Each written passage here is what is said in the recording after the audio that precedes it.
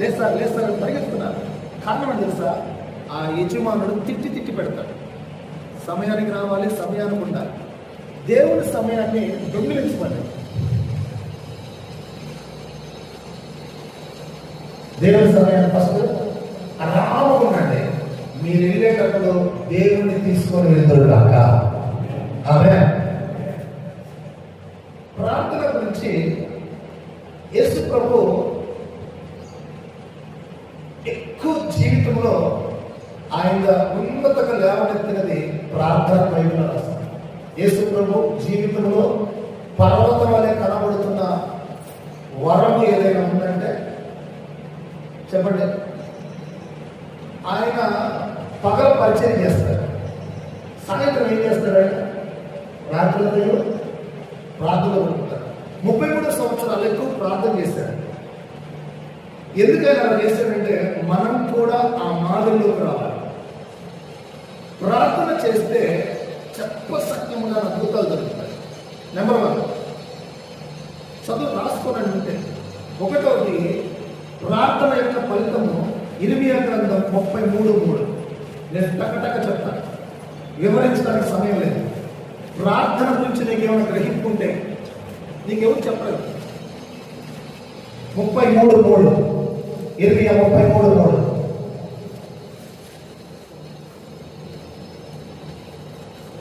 ఇర్మియా 33:3 త్వరగా.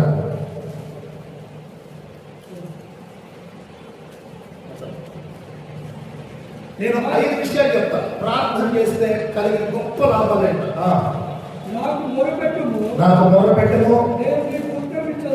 నేను నీకు ఉత్తరం ఇస్తాను. ఓకే, 145:18. అక్కడ ఒక మాట ఉంది, ఇక్కడ ఒక మాట చూడండి.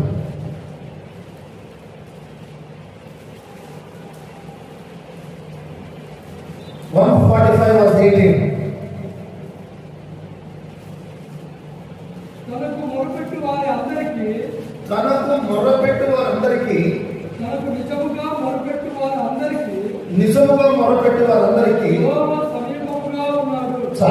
మొదటిదేమో మొరపెట్టు వారికి నిశ్చయముగా ఉత్తరం ఇస్తాను.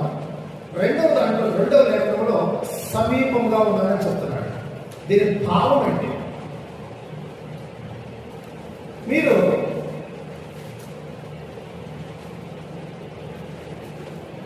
మీరు మీ తండ్రితో ఎక్కువ మాట్లాడుతున్నారు అనుకోనండి. ఒక చిన్న బిడ్డ ఉదాహరణకు ఒక విషయాలు కాదు, వాడికి వాళ్ళ నాన్నకు ఎక్కువ సంబంధం. వాడు ఎక్కువ వాళ్ళ డాడీతో మాట్లాడుతూ ఉంటాడు. ఎవరితో పట్టించుకోడు. వాడు పడిగే కాదు, ఆడే కాదు. ఇక్కడ దేవుడు ఎక్కువగా తండ్రితో సంబంధం పెట్టుకుంటాడు. చూడండి, ఈ కొడుకేమో తండ్రితో, తండ్రి ఏమో కొడుకుతో. వాడిద్దరూ మొరపెడతాడు, డాడీ నాకు ఇది కావాలంటాడు. ఈయన ఆ మాట వింటాడు, అది చేసి పెడతాడు. కింద ఏమంటే ఈయన ప్రతిసారి ఆయన్ని అడిగే కొద్ది ఆయన సమీపంగా ఉంటాడని రాస్తుంది. ఆమె ప్రార్థన జీవితము ఏం చేస్తుందంటే దేవుణ్ణి సమీపంగా ఉండేటట్లు చేస్తారు. జీవితంలో ప్రార్థన ఆత్మ ఎవరికి ఉంటారో వాళ్ళ జీవితంలో తండ్రి అయిన దేవుడు సమీపంగా ఉండటానికి ఇష్టపడతాడు. ఎందుకంటే వీడు పొత్తు ఆయనే చెప్తాడు, డాడీ డాడీ డాడీ డాడీ. ప్రార్థన చేయలేదు. ఇప్పుడు వాడికి ఏమైనా కావాలి, కొద్దిగా వయసు వచ్చింది, కొంచెం వయసు వచ్చింది. డాడీ దగ్గర సర్వ సంపదలు ఉన్నాయి, కానీ అడగడం. డాడీని అడగడం, ఆయన అడగనందువలన ఆయనకు ఈయనకి ఏమవుతుంది? దూరం పెరుగుతుంది. ఇక తాను తన రెక్కల మీద, తన కష్టాల మీద ఆధారపడతాడు, కుషించిపోతాడు. కానీ సింపుల్, తండ్రి దగ్గర సకల ఐశ్వర్య మహిమ గలవాడు ఆయన ఎంత అడుగుతామో ఆయన దగ్గరకు వచ్చి మరి మనకి ఇస్తాడు. ప్రార్థనలో ఉన్న గొప్పతనం ఏంటంటే తండ్రి కొడుకుల మధ్య సంబంధము ఎల్లప్పుడూ స్ట్రాంగ్ గా ఉండాలి. అన్ని బంధాల కంటే గొప్ప బంధము తండ్రి కుమారుల బంధం. బంధం ఎప్పుడు ఉంటుంది అంటే ప్రార్థనలో కొనసాగే వాడికి మాత్రమే. చూడండి, మీరు తండ్రి నీకు స్తోత్రమయ్యా ఉదయం సాయంకాలం తండ్రితో మాట్లాడతారు కదా, అప్పుడు మీకు ఎవరి దగ్గర ఉన్నారు? తండ్రి అయిన దేవుడు మీకు సమీపంగా ఉంటాడు. ఆయన సమీపంగా వస్తే ఆయన ఎవరు? సకల ఐశ్వర్యములు గలవాడు. ఆయన మీకు సమస్తం ఇస్తాడు. ఇచ్చేది పక్కన పెట్టండి. ఇప్పుడు మీకు సమీపంగా ఎవరుంటారో చెప్పండి. ఆ లేఖనాన్ని బట్టి 145లో ఉంది, సమీపంగా ఉన్నానంటున్నాడు. అసలు దేవుడు సమీపంగా ఉండటానికి కారణం ప్రార్థన చేసేవాడు. ఆమె వాక్యం చెప్పేవాడికి, అద్భుతాలు చేసేవాడికి, డ్యాన్స్ చేసేవాడికి కానీ ఇందాక అన్నీ చెప్పారు. నువ్వు ఏమన్నా చేయి. మన సంఘం అన్నీ ఉన్నాయి, పరిచర్య చేస్తారు. అక్కడ సంఘంలో వేరే సంఘంలో ప్రార్థన జరుగుతుంది, మన సంఘంలో వాళ్ళకి భోజనం పెట్టి తీసుకెళ్తున్నాడు. అక్కడ పరిచయం చేయాలంట. చూసారా మీరు? నేనే గారు వాళ్ళ చర్చిలో వస్తున్నాం, అంట్లు కూడా పట్టించుకోరు సార్, మీ చర్చిలో కొద్దిగా పిల్లలు కొన్ని భోజనం చేస్తారు, చేసి పెడతామంటే సంబరపడుతున్నాడు. ఎన్ని చర్చలు మన చర్చిలో కదిలితే పరిచర్య టమాటా కోసేది తప్పట్లేదు అమ్మాక ఫీల్గా మాకు ఏదన్నా చెల్లితే ముక్కు పెట్టుకోవాలి. ఇది కాదంటే చాలు నన్ను అంటావా అంటారు, ఓరి వద్దురా అంటారు. మీరు గుండెలు నేను చేసుకోనండి. నీకు కలిగింది నీ ఇష్టం. నీ ఇష్టాన్ని విడిచిపెట్టి దేవుడి చిత్తం చేయటం గొప్పతనం. ఆమె దేవుడు సొంత చిత్తాన్ని ఇష్టపడటం, నీ ఇష్టాన్ని నువ్వే సాధించుకుంటూ కూర్చుంటాడు. అందుకని దాన్ని విడిచిపెట్టి దేవుడి ఇష్టం కోసం ఇంకా పైకి ఎక్కాలి. ఇక్కడ ఎట్లా అంటే నాకు కలిగింది నా ఇష్టం, నేను చేసేదే చేస్తా. ఎవడైనా అంటే ఊరుకోను, ఇది న్యాయం కదా అంటారు. న్యాయములు నీతులు చూపిస్తాను. నేను అంటాను అది కాదు, అది నీ ఇష్టం. దాన్ని విడిచిపెట్టడం దేవుడి చేతం. ఇప్పుడు చెప్పండి, సంఘాల్లో మన సంఘాలు అన్నీ ఉన్నాయంట, పరిచర్యలు ఉన్నాయంట, పాటలు ఉన్నాయంట, మ్యూజిక్లు ఉన్నాయంట, అన్ని భాషలు ఉన్నాయంట. మనకు ఒక పేరు పెట్టారు, మీ ఎదుట ఎవరు నిలబడేవి అంటారు. నిజంగానంట. ఆ పాస్టర్ అక్కడ పెద్ద పాస్టర్ ఉన్నాడు, బైబిల్ విషయం పాస్టర్ ఉన్నాడు. పాస్టర్ పరిచయం చేస్తారు, పాస్టర్ దిగు పాస్టర్ పర్లేదు నేను ఎక్కడ కూర్చుంటాను. ఎవరు తలంచం మనం. కారణం ఏంటంటే ప్రతిష్ఠించబడిన సేవ ఇది. మనకు ధైర్యం ఎక్కువ, ధైర్యం ఎక్కువ. ఎవరికి భయపడ నిలబడితే ఎవరు భయపడేస్తారు. అంత మాత్రాన ఏమైనా గొప్పడం అంటే అది గొప్ప కాదు. అస్సలు అన్నీ ఉన్నాయి, అన్ని వీరత్వం ఉంది, శూరత్వం ఉంది, పాడతనం ఉంది, ఎదురు తిరగటం ఉంది, అన్నీ ఉన్నాయి. కానీ అసలు లేదు, ఏమి లేదు. ప్రార్థన లేకపోతే దేవుడు దూరం ఉంటాడు. అన్ని చేసి దేవుడు లేని జీవితం ఎందుకు? ప్రార్థన చేస్తే ఎవరు సమీపం ఉందని చెప్తున్నాడు? తనను పిలిచిన వారందరికీ సమీపంగా ఉంటాను. నీకు దేవుడు కావాలంటే పరిచయం గిరిచలని పక్కన పెట్టండి, కానీ ప్రార్థన చేస్తే నేను ఎక్కువ చెప్తాను. మందిరాలకు వస్తా, వచ్చి ఏదో ఒకటి తిట్టేస్తా. మీరు అనుకుంటారు ఏం పొగట్టేది మా పాస్టర్, ఒరే నాయన నన్నే పొగట్లేదు, వేసుకోవడం నిన్నెడ పొగుడతాడు అన్నాడు. నేను ఏమి చేసినా పొగట్లేదు. మన మనిషికి ఏం కావాలి? ఆయనకి నచ్చింది మనం చెయ్యాలి. ఆయనకి నచ్చింది ఒకటేనంట, నేను సమీపంగా ఉండటానికి నువ్వేం చేయాలి? ఏం చేయాలి? ప్రార్థన చేయాలి.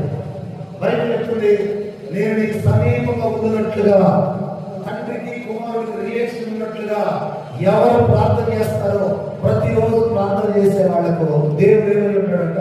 వరాలను ఇస్తాడు, సమీపంగా ఉంటాడు. ఇప్పుడు మనకు దేవుడు కావాలి.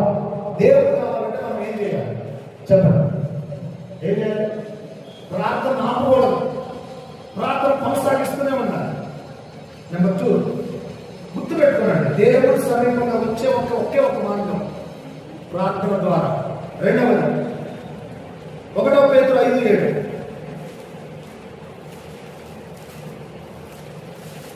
ప్రార్థన దేవుని సన్నిహితం చేస్తుంది. మొదటి ప్రార్థన దేవుని సన్నిహితం చేస్తారు. రెండవది ప్రార్థన చేసే పని ఏంటో దానికి టైటిల్ పెట్టుకొని లేఖనం చదివితే టైటిల్ చెప్తాను. 1 పేతురు 5:7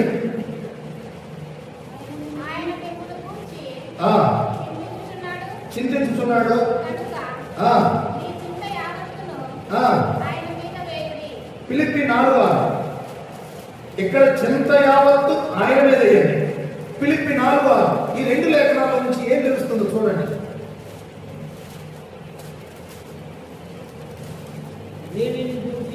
దేని గురించి మీరు చింతించకండి. ప్రతి విషయంలోనూ ప్రార్థన విజ్ఞాపనలు చేత కృతజ్ఞతాపూర్వకముగా మీ విన్నపములు దేవునికి చెప్పండి.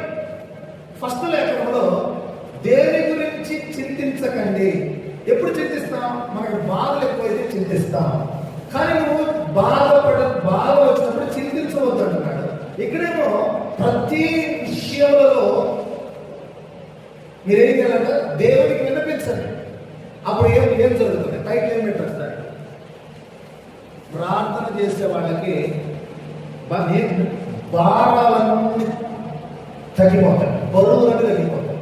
వాళ్ళ హృదయ కష్టాలు ఆందోళనలు అన్నీ కూడా తగ్గిపోయి సమాధానంగా జీవిస్తారు. వాళ్ళు ప్రార్థన ద్వారా సాధ్యం. నేను మొత్తుకొని చెప్తా, నీ కష్టాలు, నీ వ్యాపారాలు, నీ ఉద్యోగాలు నీ ఎదగలేవు. ఇక్కడే సాధారణ మోసం చేస్తున్నాడు. నా కష్టం, నా రక్తం, నా ఇష్టం అనుకుంటున్నాను. నేను అంటున్నాను, నీ బరువు దిగాలంటే, నీ భారాలు దిగాలంటే బైబిల్ రాస్తుంది 1 Peter 5:2 చింత యావత్తు దేవుడి మీద మోపండి. మీకు ఏదైనా బాధ వచ్చిందంటే ప్రాంతంలోకి వెళ్ళండి, మీ బరువు దించుకోనండి. ప్రతి విషయాన్ని దేవుడికి చెప్పండి. అప్పుడు మీరు తేలిక అవుతారు కాక. ఆమె ఇళ్ళకెళ్ళి ఆ బరువు అసలు ఏ బరువు అనిపిస్తుంది? ఏ బరువు అనిపిస్తుంది? ఏదైనా బరువు ఉంటే ప్రభు చూసుకుంటాడు. నా తండ్రి ఉన్నాడు, నన్ను మోస్తాడు. అది ఎలాంటి బరువైనా సరే, ఎలాంటి బరువైనా సరే నాకు దేవునికి ఒక రిలేషన్ ఉంటుందా? అది తెచ్చుకోలేదు. తండ్రికి కుమారుడు రిలేషన్ వాళ్ళిద్దరికీ తెలుస్తారు. అది తెగినప్పుడు గుర్తుపడతారా? నాకు దేవునికి రిలేషన్ తెగిందని గుర్తుపడతారు. ఎప్పుడైనా గుర్తుపడితే ఎలా గుర్తుపడతారు? సింటమ్స్ చెప్పండి. ఎట్లుంటుంది?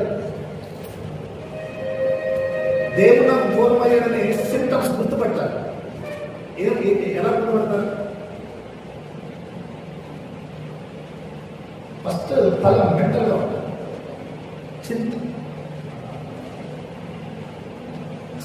చింత అంటే వరి అవుతారు ఎక్కువగా.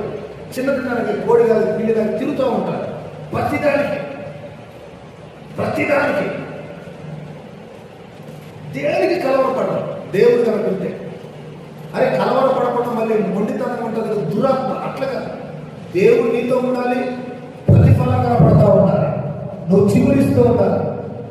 నీవు, నీ సాక్ష్యం, నీ తోటి అన్ని కూడా ఫలభరితంగా ఉండాలి. అది దేవుడు నీ తోడు ఉన్నట్టు. ఆమె బైబిల్ రాస్తుంది, నీ భారం దిగాలంటే ప్రార్థన చేస్తే దిగుతాయి, లేదంటే బరువులు ఎక్కుతాయి. జీవితం చాలా బరువు ఉన్నట్ట. ఎందుకంటే ప్రార్థన లేకపోతే మీ భారములు తొలగవు. మూడవది యెషయా గ్రంథం 40:31. త్వరగా ప్రార్థన వల్ల కలిగే ప్రయోజనాలు. మొదటిది దేవుడు సన్నిహితంగా ఉంటాడు. రెండవది జీవితం చాలా తేలిగ్గా ఉంటుంది, బరువులు దిగిపోతాయి. ఎంత బరువైనా సరే దేవుడు దిగుతాడు. యెహోవా కొరకు ఎదురు చూచువారు సెకండ్ 20 మాథ్యూ 26:41. ఎదురు చూచువారు మీరు శోధనలో ప్రవేశించుకున్నట్లు. మాథ్యూ 26:41. సోదరులకి ప్రవేశించుకున్నట్లు వెలుగుగా ఉండి ప్రార్థన చేయండి. చూడండి,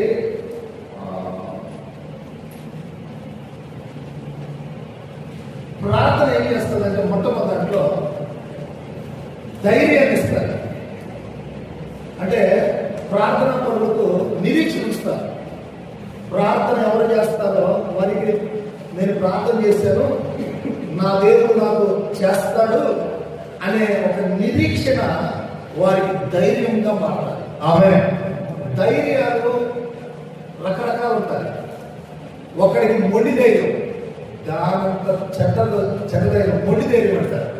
అది పుట్టుతో పగిలిపోతారు. మొండి ధైర్యం అంటారు దాన్ని. అది మంచిది కాదు. కొంతమందికి అదొక ధైర్యం, పుట్టుకతో ధైర్యం. నేను ధైర్యవంతుడంట. దమేలు నాకు జరిగిందంటే గుండె పగులుతుందండి. ధైర్యం అనేది నిజమైన ధైర్యము బైబిల్లో రాస్తుంది. నీతిని అనుసరించేవాడు ధైర్యంగా ఉంటాడు. నీతి మంతుడు సింహంలో ధైర్యం ఉంటాడు. యెహోవా యందు ప్రార్థన చేసేవాడికి ధైర్యం ఎక్కువ. ఎందుకంటే ప్రార్థన చేసేవాడికి నిరీక్షణ ఉంచుతారు. నేను ప్రార్థన చేశా, నేను విశ్వాసం ఉంచాను, ఇది ఖచ్చితంగా చేస్తాడు. ఇది ఒక ధైర్యం అండి. పరిస్థితులు అల్లకల్లోలంగా ఉన్నప్పటికీ కూడా వాడి నిరీక్షణ వారికి ఏం కలుగు చేస్తుంది? ఇక్కడ రాస్తుంది యెషయా గ్రంథంలో, యెహోవా యందు విశ్వాసం ఉంచువాడు అంటే నిరీక్షణ ఉంచిన వాడు. నాకు ఒక నిరీక్షణ ఉంది. నాకు అంతరాత్మలో నేను అసలు సామాన్య దేవుడు తన్నులు పొగుడున్నాడు. సామాన్యుడు చచ్చిపోయాడు. ఎందుకు చెప్పండి? నన్ను సామానికి పిలవల దేవుడు. ఇలాంటి వాక్యాలు 100,000 ఉన్నాయి. మరి అంత నేను ప్రార్థన చేసేటప్పుడల్లా ఆయన చెప్తాడు, నేను పిలిచింది సావటానికి కాదు, నీకోసం రక్తం చిందించిన నరకానికి పంపించడానికి కాదు, నువ్వు సావరా, నువ్వు ఏదైనా చేయరా అంటున్నాడు. అంటే నేను ఎవరి మీద నిరీక్షణ నుంచి ధైర్యం ఉంటున్నాను? నాకు ఏమీ కలగదు. బహుధైర్యం అంటారు దాన్ని. దానికి చెప్తున్నాడు, నేను సావనే సావా. ఎందుకు ఆ నిరీక్షణ, ఆ ధైర్యం అంటే ప్రార్థన చేసేటప్పుడు దేవుడు చెప్తూ ఉంటాడు, నేను ఎందుకు పిలిచాను? నేను సావడానికి కదా, నేను సామడానికి కదా, నాశనం చేయడానికి కదా, ఓడబడిపోవడానికి కదా, ఏడవడానికి కదా, ఓడిపోవడానికి కదా పిలిచింది. నేను పదార్థాల కోసం పిలిచాను. ఎందుకు పిలిచాను తెలుస్తున్నా. అందుకనే ప్రార్థన చేసేవాడికి ఏమెక్కువ చెప్పండి? ధైర్యం ఎక్కువ. ఈడితే సరైన గుండెకాయ. ఒకడు గుండెకాయ బలంగా ఉన్నారంటే 2 రకాలుగా అయింది. ఒకటి సొంత ధైర్యం, రెండవది ప్రార్థన వల్ల కలిగే ధైర్యము. అది చాలా డేర్. చూడండి, దావీదుకి గొలియాతును చూసినప్పుడు భయం కలగాలి. ఎందుకు చెప్పండి? అతను స్టార్టింగ్ నుంచి మంచి ప్రార్థన పడ్డాడు. ప్రార్థన చేసుకొని రాత్రి ప్రార్థన చేసుకొని తెల్లారిపూట ఎవరి పేరుకి వస్తానంటున్నాడు? యెహోవా పేరుని నీ మీదకి వస్తున్నాను అంటున్నాడు. నన్ను ఇద్దరిని పొమ్మన్నాడు రాత్రి. నేను ఇద్దరికి వచ్చాను. నాకు కత్తి అవసరం లేదు, రాడ్ అవసరం లేదు, ఎవరు అవసరం లేదు, 10,000 మంది అవసరం లేదు. నిన్ను కొడతానికి ఎవరు సార్? నేను యెహోవా యందు ఉంచిన నిరీక్షణ నాకు ధైర్యం పుట్టిస్తుంది. ఆమె ఇది ప్రార్థన పనులకు మాత్రం ఎక్కువ ఉంటారు.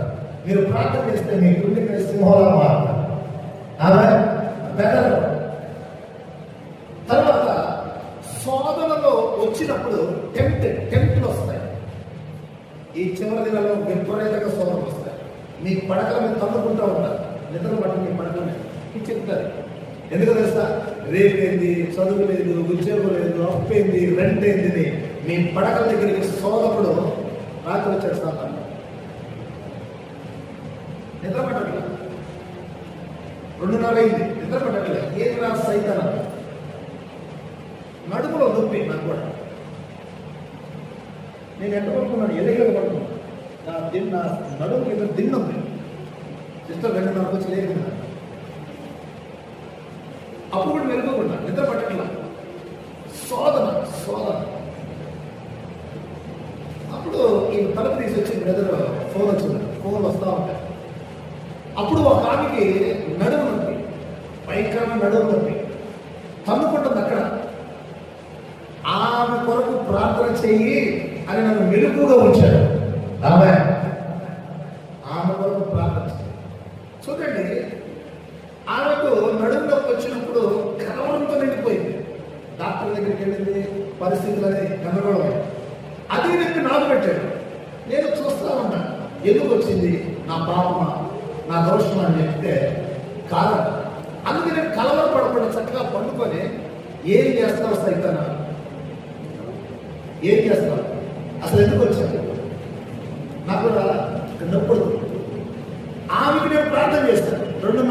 ప్రార్థన చేశాను. చెమటలు కమ్ముకొచ్చింది నాకు. ఆమె ఫోన్ వచ్చిందా? మళ్ళీ వచ్చింది. దేవుడు ఆమె స్వస్థపరచుగా. నేను ఎక్కువ మాట్లాడగలను. ప్రార్థనతో మాట్లాడు, విశ్వాసంతో మాట్లాడు. మనం ఏం చెప్పిన ప్రార్థన చేయి. మనం యాజకులు, సేవకులు ఎప్పుడు డాక్టర్ హాస్పిటల్లో మందు తీరు ఈ మనం చెప్పకూడదు. మనం ఎంతసేపు ప్రభు యొక్క విశ్వాసం చెప్పండి. అంటే వాళ్ళు ఆటోమేటిక్గా వెళ్తారు. విశ్వాసం ఆటోమేటిక్గా నువ్వు చెప్పకపోయినా వాళ్ళు హాస్పిటల్కి వెళ్తారు. మన ధర్మం ఏంటంటే మనం ఎక్కువగా విశ్వాసం వచ్చింది. ఆమె ఆ నడుము ఎందుకు వచ్చిందబ్బా అని చెప్పి అనుకుంటే ఆ కలవరపడాలి. రేపు ప్రార్థన ఉంది, సాధనగాడు నన్ను కూడా చిత్రించబడి ఏ రూట్లో ఉండి వస్తాడు నాకు తెలుసు. మెంటలు వస్తాడు. ఒకటి ఎటువంటి విచిత్రంగా వస్తాడు. నేను చెప్తే మీరు భయపడతాను. విచిత్రంగా వస్తాడు వాడు. అసలు ఏమి చేశాను వాడి. నేనంటే నీ చేసిన 8 సంవత్సరాలు నేను చూస్తున్నాను రా. సాధారణంగా నా దగ్గరికి ఎక్కడ ఉందని చెప్పనా చెప్ప వాడు చేశారు, వాడి కథలు ఎట్టగట్ట నాకు డబ్బులేపాలి, ఎట్టగట్ట డబ్బులేపాలి.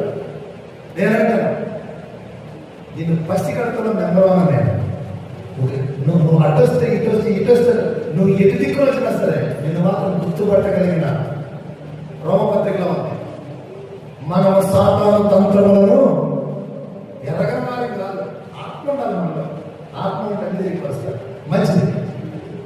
ప్రార్థన ఉంటే ధైర్యం ఎక్కువ ఉంటాడు.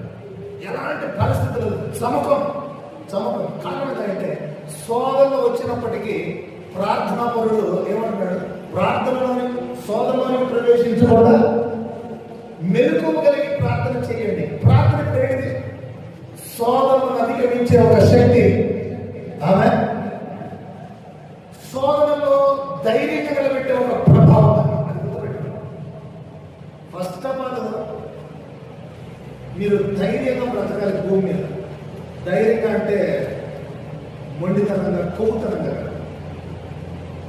ఈ మధ్య ఏమన్నది మనం వెళ్ళండి వంశం కదా, ఒక వంశం వెళ్ళి కొవ్వు భక్తి కొవ్వు అంటాడు. దానివల్ల ధైర్యం రాదు. భక్తులు ఏది పెడితే తింటున్నారు, ఏది పెడితే అంటారు. నేను ఫోన్ చేసి నీ భక్తిలో కొవ్వు తగ్గించగలిగా అంటే అది ధైర్యం ఏంటంటే నేను ధైర్యశాలిని అంటాను. ధైర్యంలో సాత్వికం ఉండాలి. నీ ధైర్యంలో సాత్వికం, నెమ్మది, ప్రాణాలకు ఏ మాత్రం హానిపడదు. ఆమె శత్రువుని మాత్రమే టార్గెట్ చేయాలి. కొంతమంది ధైర్యం అంటగా నాశనం చేసి పెడతారు. కొంతమంది ధైర్యం మొత్తం నల్ల సంఘాన్ని ఏళ్ళని మొత్తం నాశనం పెడుతుంది. అది చాలా డేంజరస్. అది ఎవరి ధైర్యం అంటే వచ్చిన ఎవరు? దావీదు విరోధం లేచిన పేరేంటి? గొలియాతో తన అహంభావాన్ని చూసుకొని నాకు ధైర్యం ఉంది, నాకు ధైర్యం ఉందంట. నిజంగా ధైర్యవంతులు చాలా సాత్వికంగా ఉంటారు. దావీదు పరాక్రమశాలి. ఒక చిన్న చెల్లు వస్తే ఏడుస్తున్నాడు. అవునా? అదే ధైర్యం అంటే. ధైర్యం అనేది నాశనం చేయదు, కాపాడేది. ఆమె కీడు చేయదు, హాని చేయదు. అది సమాజాన్ని కాపాడింది. త్వరగా లోపడింటాడు. ధైర్యవంతులు ఎక్కువ లోపడతాడు తెలుసా? ఆమె ధైర్యవంతులు ఎక్కువ లోపడతాడు. నేను సమాజం నేను ఇప్పుడు కారు వేసుకునే కారు ముందెళ్తున్నాయి. ఆయన కారు సరళ కాంపౌండ్లో ఇచ్చాడు. నేను కూడా సరళ కాంపౌండ్లో ఇచ్చాను. ఎవరు ఎక్కొచ్చారు? ఆయన పెద్ద బడా పాస్టర్. ఇప్పుడు ఆ పాస్టర్ని పరిచయం చేస్తానని దిగన్నాడు. నేను దిగల. అది అహంకారమా అని అంటారు. అహంకారం ధైర్యంలో సాత్వికం. నాకు టైం లేదు, ఈసారి కలుస్తా. వాడు గమనిస్తాడు. వీడు కాలు పడి దిగలేదు అంటాడు. నేను మళ్ళా వస్తా. నా ధైర్యం నేనే చూపిస్తున్నానా లేకపోతే నా పని మీద నేను వెళ్ళిపోతున్నానో నీకు తర్వాత అర్థమవుతాడు. చాలా మంది ఆ ధైర్యం అనేది చెట్ట చూపిస్తారు. అంత ఎదుటోడు భయపెట్టడానికి, ఎదుటోడు నేను నాశనం చేయడానికి చూపిస్తారు. తప్ప అది దయ్యాల ధైర్యం. ధైర్యం అంటే అది కాదు.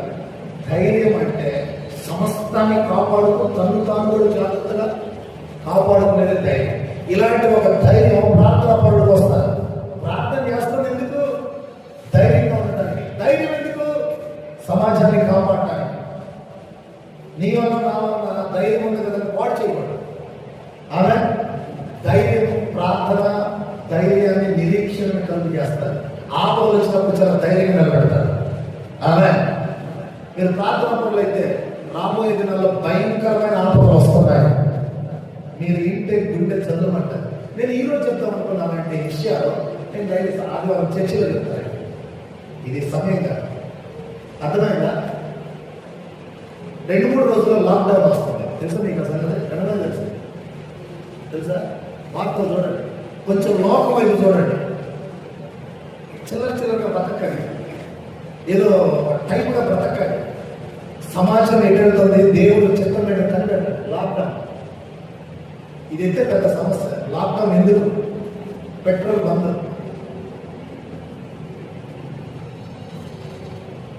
ఇది చెప్పడం చాలా, మీరు ఒకసారి లోక పరిస్థితి వెళ్తే భయపడుతుంది. సాతాను చెప్పాడు నాకు, రాను ప్రజలు చర్చలకు రాదు, ప్రజలు ఎవరి స్వార్థం వాళ్ళు అయిపోతారు, ఎవరి పిల్లలు వాళ్ళు చూసుకుంటారు, ఎవరి భార్య వాళ్ళు చూసుకుంటారు, నీకు ఎవడు అన్నం పెడతాడు అన్నారు సైతాన్. అలాంటి పరిస్థితులు వస్తాయంట. ఎవరు పెట్టిన వాడు తీసుకెళ్తాడు, వాడు ఎవరి భార్య వాడు తీసుకెళ్తాడు. మంచిదని, అది వాళ్ళ పిల్లలు, వాళ్ళ కుటుంబాలు. నీకెవడన్నాడు? వాళ్ళని కాపాడే దేవుడు నువ్వు నన్ను వదిలి పెడతావు. వాళ్ళని కాపాడుతున్నావు కదా, నన్ను వదిలి పెడతావు. వాళ్ళని కాపాడే దేవుడు నన్ను కాపాడతాడు. ఆమె సాధారణ అంటాడు, నువ్వు ఎట్లా బతుకుతావు అంటాడు. అంతమంది పిల్లలు వేసుకుని మీరే బతుకుతాడు. నన్ను ఎందుకు బతికిస్తాడు దేవుడు? హల్లెలూయా. కాబట్టి భయంకరమైన పరిస్థితులు, ఇంట్లో రెట్లు కట్టుకోలేదు. ముందు దినాల్లో భయంకరమైన పరిస్థితులు ఖచ్చితంగా ఈ మంత్లోనే వస్తాయి. చూడండి, ఈ మంత్లోనే. ఒక్కసారి మీరు మనోనేత్రం తెలిస్తే గుంటారుతారు. ఇంకా నేను ఏ స్థితిలో ఉన్నా, ఆత్మీయంగా ఉన్నాను, అసలు ప్రభు రాకడ వస్తే నేను ఎట్లా ఉన్నాను. తర్వాత ప్రార్థనా పనులకి ధైర్యం ఎక్కువ. ప్రార్థనా పనులకు సోదరుల్లో కలవరపడదు. ఆమె ఇది మీరు సంపాదించుకోవాలి. ఇది లేకపోతే నువ్వు చర్చికి వచ్చి ఎన్ని పాటలు పాడినా, ఎన్ని పనులు చేసినా నువ్వు కుషించిపోతావు. గంటకి భయం, గంటకి భయం. ఏం జరుగుతుందో ఏం జరుగుతుందో, నా బిడ్డ ఎట్లో, నా భార్య ఎట్లో, నా పిల్ల ఎట్లో, నా ఇల్లు ఎట్లో, నేనెట్లని గంటకి పల్స్ పెరుగుతుంది నీకు. ఇప్పుడు నేను చెప్పేది గుర్తుపెట్టుకోండి, ఈ నెలలో పెరుగుతుంది నీకు. కొన్ని రోజులు పెరుగుతుంది. నాకే చెప్తున్నాడు, ఎట్లా నడిపిస్తారు ఈ సంఘాన్ని అన్నాడు. నిన్న నేడు ఏకరీతి ఉన్నవాడు ఇప్పుడు ఒకేలా ఉంటాడు. ఆమె ఎందుకంటే ప్రార్థన చేసేవాడికి ఇంత ధైర్యం వస్తుంది. ప్రార్థన లేనివాడికి, ప్రార్థన జీవితం లేకపోతే వాడికి సైతాలు వచ్చి కల్లోలం చేస్తాయి. ఇంకొక వాక్యాన్ని చదువుతాను. యోహాను సువార్త, రోమిలికి రాసిన పత్రిక 12వ అధ్యాయం 2వ వచనం. రోమిలికి రాసిన పత్రిక 12:2. ఈ లోక మర్యాదను అనుసరింపక అనుకూలమును సంపూర్ణమైన తెలుసుకున్నట్లు మనస్సు మారి నూతన మగుట వలన రూపాంతరం పొందండి. సార్ బాగా వినండి. మీరు అన్ని తెలుసుకుంటున్నారు. ఆ పరిశోధనని ప్రక్కన పెట్టి వాడి మనసులో ఏముంది, ఈడి మనసులో ఏముంది, ఈడి గంటలో ఏముంది, ఆడి గంటలో ఉందని పరిశోధన చేయడం ఆపండి. మీరు ఫస్ట్ తెలుసుకోవాల్సిందే దేవుడి చిత్తం ఏమైంది. దేవుడి చిత్తం ఏమైందో తెలుసుకోవాలంటే లోక మర్యాదలు మానాలి. లోక మర్యాదలు అంటే ఏంటి? లోకం పోయే పోకట్లో వచ్చిన స్టాప్ అవ్వాలి. ఆ లెక్క ప్రకారం నడకూడదు. ఏం చేయాలంటే ప్రార్థనలో గడపాలి. ప్రార్థనలో గడిపే వాడికి ఏం తెలుస్తుంది? దేవుడి చిత్తమే తెలుస్తుంది. నాకు దేవుడి చిత్తం తెలుస్తుంది. నాకు తెలిసి మీకేం తెలుస్తుందో నాకు తెలియట్లేదు. దేవుడి చిత్తం చెప్తుంది నాకు. త్వరగా సిద్ధపడాలి. మీకైతే ఏడు సిద్ధపడారు. మీరు ఏడు సిద్ధపడారు. ఇప్పుడు బహు సిద్ధపరచారు. అంటే ఏం సిద్ధపడలేదు. నాకేం గుండెలో లప్టప్ అంటుంది. ఎందుకు లప్టప్ అంటుంది తెలుసా? హర్మోజ్ ఇరాన్కి ఇతర ప్రపంచాలన్నిటికీ పెట్రోల్ రవాణా చేస్తుంటే హర్మోజ్ అనేటువంటి ఆ జలసంధి దగ్గర అస్సలు దారి ఉంది. అక్కడ పెట్రోల్ ఆపేశారు. ఇప్పుడు ఇంటర్నెట్ కేబుల్ అక్కడే ఉంది. ఇంటర్నెట్ కేబుల్ ఆ బ్రిడ్జి మీదుగా, ఆ జలసంధి మీదుగా ఈ ప్రపంచం అంతా వ్యాపించింది. ఇరాన్లో ఆ హర్మోజ్ యొక్క జలసంధి మీద ఉన్న కేబుల్ మీద ఒక్క బాంబు వేద్దాం అనుకుంటున్నాడు. కొందరు వద్దంటున్నారు. అది కనుక బాంబు వేస్తే మొత్తం స్టాప్. ఏం స్టాప్? ఇంటర్నెట్ మొత్తం stop, bank stop, laptop stop, cell phone stop, సమస్తం బంద్. కానీ జరుగుతుంది. ఇప్పుడు వాడు వేస్తాడు. ఇరాన్ వాడు ఉగ్ర రూపుడు అయ్యాడు. ఈ ప్రపంచం అంతా ఇంటర్నెట్ మీద ఉంది కదా, ఒక కంప్యూటర్ మీద ఆధారపడింది. ఈ కంప్యూటర్ కేబుల్స్ ఎక్కడెక్కడున్నాయి? సముద్రంలో కూడా. నీకు ఏం తెలియలేదు. నేను ఎందుకు భయపడుతున్నానంటే ఒక్కొక్క గుండె జల్లమంటున్నాను. నిన్న డూమా రాక్ ప్రక్కన అంత దూరంలో పడింది అంటున్నాడు. నెతన్యాహు ఏమంటున్నాడంటే మెస్సయ్య వచ్చే సమయం సిద్ధంగా ఉన్నది. ఎవరి వాళ్ళ బంకర్లోకి వెళ్ళి యుద్ధాలు ఆపేసేయండి, ప్రార్థన చేయండి. అంటే వాళ్ళ లెక్కలో యూదుల ప్రకారంగా మెస్సయ్య రావాలి. క్రిస్టియన్స్ ప్రార్థన చేస్తున్నారు. ఆడ ప్రార్థనలో మీరు ప్రపంచం అంతా ఒక రూట్లో ఉంది. దేవుని ఆత్మ దైవం గల పిల్లలను సిద్ధపరుస్తుంది. ఇది నా చిత్తము, ఏం తిన్నామో ఏం తాగుదామని ఇప్పుడు వరకు పరిగెత్తి సాగనప్పుడుగా నాకు తెలిసి అక్కడేమో ఇంక కోలుకోవాలి. యెరూషలేము కోలుకోదు, ఇరాన్ కోలుకోదు. యుద్ధాలే ఒకడొకడు చంపుకుంటారు. వీళ్ళు బలాబలాలు చూసుకుంటున్నారు. ఎక్కడెక్కడ శిథిలమైపోయింది. నీవేమో దోషకుల కోసం, ఆ కూలి కోసమే, వీటి కోసమే పరిగెత్తుతున్నాడు. కొద్ది రోజుల్లో ప్రభువు రాబోతున్నాడట. మత్తయి సువార్త 24 లేఖనాలు నెరవేరుతాయి.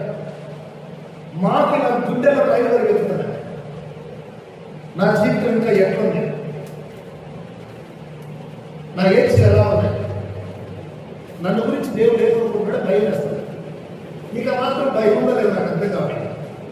అందుకే నేను నీకు చెప్పాను, ప్రార్థన అంటే నువ్వు రావట్లేదు, సంఘం అంటే రావు, ఆదివారం అంటే అది ఏదో ఉద్యోగం అంటావు, అదంతా వ్యాపారం అంటావు. రేపు నరకంలో ఏడ్చేటప్పుడు చెప్తాడు. ముఖం కూడా చూడదు, మిమ్మల్ని ముఖం కూడా చూడదు, ఏడవాలి. ఇలాంటి 100 దొరుకుతుంది. ట్రంప్ చేతులు ఎత్తాడు. ఆయనకి మెంటలు వచ్చింది. యుద్ధం చేయలేకపోతున్నాడు. ఇరాన్తో రష్యా కలుస్తాయి. దీనిని గోగు మాగోగు యుద్ధం అని ప్రకటన గ్రంథంలో ఉంది. ఇప్పుడు రష్యా 3 రోజుల క్రితము ఇరాన్తో ఐక్యమైందని చెప్తున్న వార్తలు వచ్చింది. ప్రతి వార్త లోడ్ చేసుకోండి, పరిశీలించండి. ట్రంప్ చేతులు ఎత్తాడు. వాడు యుద్ధం పెట్టిన యుద్ధాలు వస్తాయని చెప్పారు. ఇవన్నీ జరుగుతూ ఉంటాయి. ఇప్పుడు ప్రార్థనా పరుడికి ఏం చెప్తుంది అంటే, నువ్వు సిద్ధపడు, దేవుని కనికరం. ఎందుకు ప్రసంగం అలా చేశాను? నేను ఆదివారం ఎందుకు ప్రసంగం చేశాను? ఒక్కొక్కడు దీవెనలు చేస్తున్నాడు. నేను ప్రసంగం ఇట్లా చేస్తాను, ఎవరు రావట్లేదు చర్చికి. నేను ప్రసంగం కనికరమే చేస్తాను. ఇప్పుడు టచ్ అని అద్భుతాలు చేస్తే కుప్పలు వస్తాను. ఇప్పుడు కన్ను బాగుపడి, కాలు బాగుపడి, సంఘాలు తిరిగిపోయి ప్రజలు ప్రయోజనంగా హృదయం రూపాంతరత చెందాలి, పాప క్షమాపణ జరగాలి, యేసయ్య వలె పరిశుద్ధంగా కొద్దిగా మారాలి, దొంగతంగా. ఇది సంఘం యొక్క చివరి నియమం.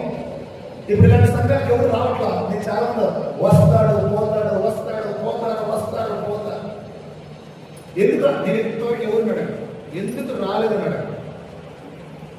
నువ్వు రాకపోవటానికి ఇక్కడ కారణము, ఇక్కడ నీకు దేవుని చిత్తం అర్థం కావట్లేదు. చాలా మంది సంఘం అడుగుతారు, దేవుని చిత్తం నీకు అర్థం కావట్లేదు. నీ దయ్యాల పోరాడకుండా మందిరంలో ఇష్టపడట్లా. కొంతమంది సేవలకు ఇష్టం లేదు. మందిరం అంటే ఏమనుకుంటున్నారు, సేవ అంటే ఏమంటారు, సేవలు పడుచుకుంటున్నారు. ఇవ్వండి నా మాట విని నీ రోజు లెక్కలు మొత్తం దేవుడు కట్టాడు. మందిరం అంటే ఎంత మొక్క ఉండాలో, ఆయన నీ కోసం ప్రాణం పెడితే మందిరం అంటే ఆయన అంటే నీకు ఎంతవరకు ఎక్కిందో దేవుడు లెక్క చెప్తాడు. కానీ దేవుడి చిత్తం తెలియాలంటే ప్రార్థన చేసేవాడికి రోజు మాట్లాడతాడు. ఈరోజు మీతో కలిసాను కాబట్టి ఈ మాటలు చెప్పగలుగుతాడు. అలాగే ప్రార్థనలో కూర్చుంటే దేవుడు ఎందుకు చెప్తాడు, నీకు ఈ అవసరమా, ఈ కొట్లాటలు అవసరమా, ఈ పరుగులు అవసరమా, ఉద్యోగాలు అవసరమా, ముందు పరిశుద్ధాత్మ ముందు, నీతిగా ముందు, నీ మనస్సాక్షి చచ్చుంది, ఎప్పుడెప్పుడో పాపాలన్నీ కుళ్ళిపోయినాయి, కడుక్కో. ఎవరైనా పోరాడుతున్నావు, నా చిత్తం చేస్తున్నావు, గర్తిస్తూ ఉంటుంది. ఎవరితో? దేవుడు ప్రార్థన చేసేవాడు. దీనిని ప్రార్థన పనులంట. ప్రార్థన చేసేవాడికి దైవ చిత్తం కనుగొంటారు. వేరే చిత్తం జోలిగా వాడు దైవ చిత్తం అంటే చిల్లర పనులు చేస్తాను అంటాడు, దైవ చిత్తం అంటే చిల్లర పనులు. ఆడు ప్రార్థన ఎందుకు చేస్తాడు